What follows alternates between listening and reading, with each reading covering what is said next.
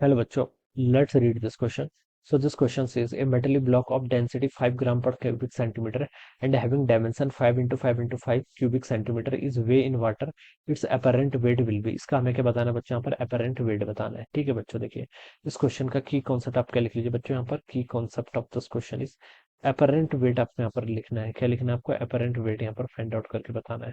तो apparent weight देखिए इसलिए ना क्योंकि यहाँ पर आपका बॉयंसी फोर्स को भी हमें कंसिडर करना पड़ेगा, इसलिए अपेरेंट फोर्स यहाँ पर बता रखा है। ठीक है, एक मेटेलिक ब्लॉक है, मान लीजिए ये आपने क्या कर रखा है, लिक्विड में डिप कर रखा है। क्या कर रखा है, ऐसे लिक्विड में क्या कर रखा है, डिप कर रखा है।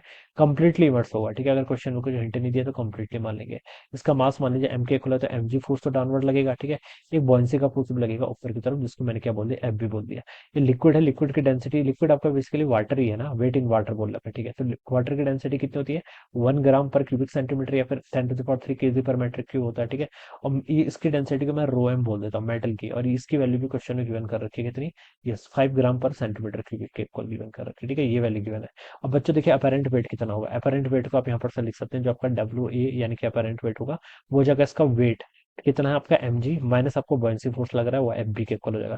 एम जी को क्या लिख सकते हैं, देखिए मास इसका होगा इसकी डेंसिटी इंटू इसकी वॉल्यूम, तो यहाँ पर लिख लीजिए डेंसिटी इंटू वॉल्यूम इंटू जी। ठीक है, माइनस बॉयंसी फोर्स देखिए कौन अप्लाई कर रहा है, लिक्विड, तो इसकी डेंसिटी इंटू जी इंटू टोटल जितनी वॉल्यूम इमर्स है, कंप्लीटली इमर्स है तो वी हो जाएगा। ठीक है, तो यहाँ से आपका वी इंटू जी को तो आप ये कर लीजिए, यहाँ पर हो जाएगा density of rho of mass minus density of liquid. ठीक है, वी देखिए यहाँ पर वॉल्यूम आपको क्वेश्चन में गिवन कर रखी है, डायमेंशन गिवन कर रखे ना, 5 into 5 into 5, तो आप इसको ऐसे लिख लीजिए 5 into 5 into 5 के इक्वल कर लीजिए। ठीक है, और ये तो आपकी क्या आ गई बच्चों, यहाँ से वॉल्यूम आ गई, इंटू आपने क्या कर लेना है, जी आ जाएगा। ठीक है, रो एम माइनस रो एल करेंगे तो देखिए 5 - 1 कितना आएगा, 4 के इक्वल, तो और ये कितना हो जाएगा, जी इंटू एफ के इक्वल। ठीक है, जिसको आप क्या डेंस भी बोलते हैं। ठीक है, तो ये इसका आंसर आना चाहिए 5 into 5 into 5 into 4, 3 बार 5 1 बार 4। ठीक है, ये फोर्थ वाला ऑप्शन क्या होगा, इसका राइट आंसर हो जाएगा। Alright, so this will be the right answer.